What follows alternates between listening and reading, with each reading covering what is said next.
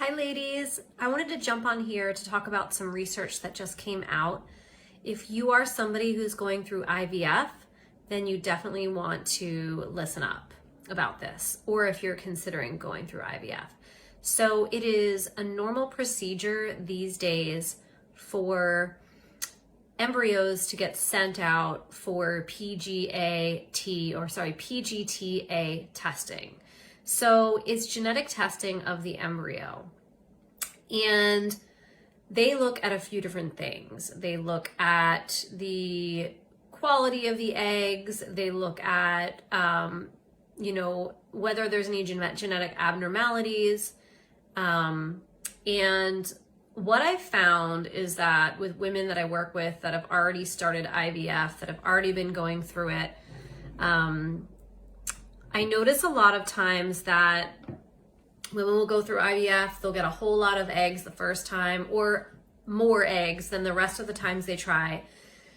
Then they'll get less eggs that get to day 5 blastocyst stage. And then they'll get less eggs that come back from PGTA testing as being like good eggs. So what this does is it causes a lot of anxiety and stress for women. In general, I'm going to say what I really recommend if IVF doesn't work the first or second time and you start to notice that your egg quality is starting to diminish in terms of just like how many you're getting back, how many you're getting to day 5, that is an indicator that it's time to go back to the basics and think about nutrition, supplementation.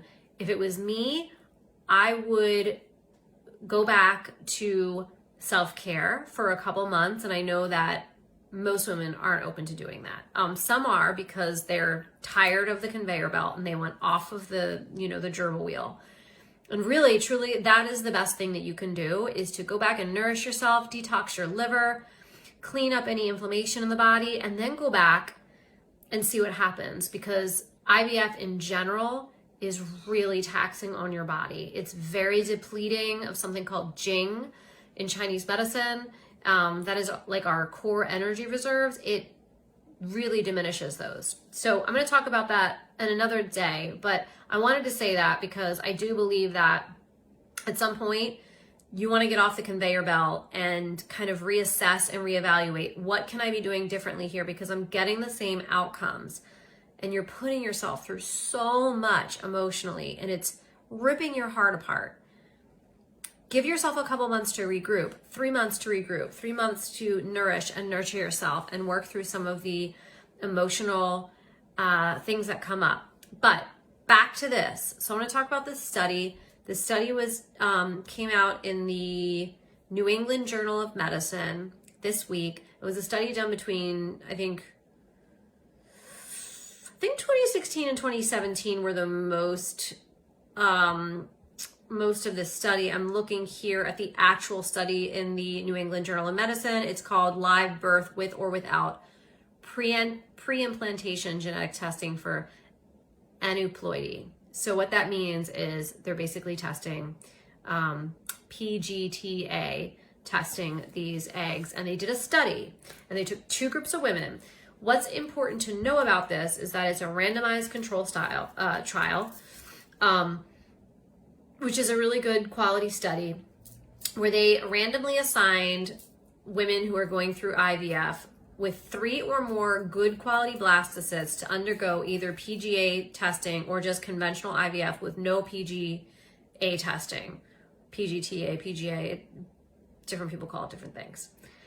So the women were between the age of 20 and 37 years old. So what's important to note here is a little sidebar, is that they're using women who had good quality blastocysts. Now, good quality blastocysts are designated in different ways. It is truly very much a subjective process of grading. So there's 2 different grades. You get a letter and you get a number. The number represents how the eggs are dividing, how the eggs are looking in terms of fragmentation, like how the cells look, if the cells are fragmenting, and that is where the number comes from. So it would be like 4AA or something like that. And then the letters represent two different things. One of the letters represents the quality of the inner cell mass. So that is a cluster of cells on the interior of the blastocyst that develops into the actual fetus.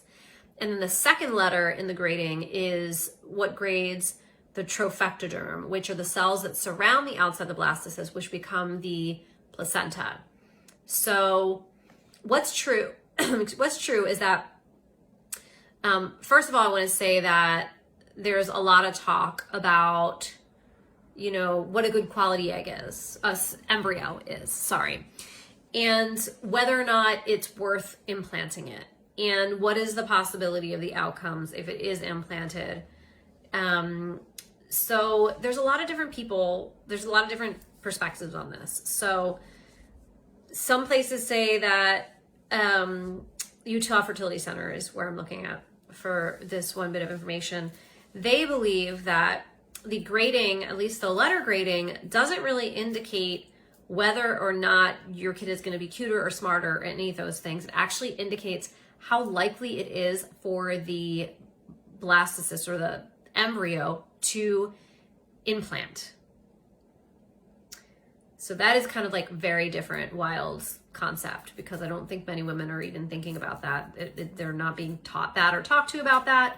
And so, side note, what's true is that a lot of eggs that are not considered, or a lot of embryos that aren't considered good, still become healthy babies. Now, in this study, we're just talking about good quality embryos. So I'm assuming that means they did not describe that in detail in the study. They didn't say whether that meant, you know, 1AA or whatever, but generally speaking, BC, BB embryos are okay, up to those, but anywhere from AA to BC are considered good. Okay, so I'm going to toggle back to the study. So this study took 1,200 patients, and what they found is that the results between the women that they took the embryos and tested had the same outcomes. So here are the actual numbers. So out of 1,200 women,